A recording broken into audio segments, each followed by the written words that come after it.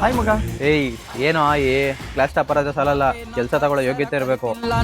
ಕ್ಲಾಸಲ್ಲೆಲ್ಲ ಚೆನ್ನಾಗಿ ಓದ್ತಿದ್ದಲ್ಲೋ, ಇಲ್ಲಿ ಬಂದು ನೋಡಿದ್ರೆ ಹಸು ಸಗಣಿ ಎತ್ತಿದ್ಯಾ? ಅಣ್ಣ ಕಂಪ್ನಿ ಅವ್ರು ವೇಟ್ ಮಾಡ್ತಾವ್ರೆ ಬರ್ಬೇಕಂತೆ. ಹೌದಾ, 5 ನಿಮಿಷ ಬಂದೆ. ಏನು ಯಾವ ಕಂಪ್ನಿ ಅವರು? ಆಲ್ ಇಂಡಿಯಾ ಇರೋರು ಮಗ, ಕಾಂಟ್ರಾಕ್ಟ್ಗೋಸ್ಕರ ಬಂದಿದ್ದಾರೆ. ಏನ್ ಕಾಂಟ್ರಾಕ್ಟ್? 10,000 20,000? ಅದಿರ್ಲಿ, ನಿಮ್ ಸ್ಯಾಲ್ರಿ ಎಷ್ಟು? ನಂದಾ 1 ಲಕ್ಷ. ನಂದು 70,000.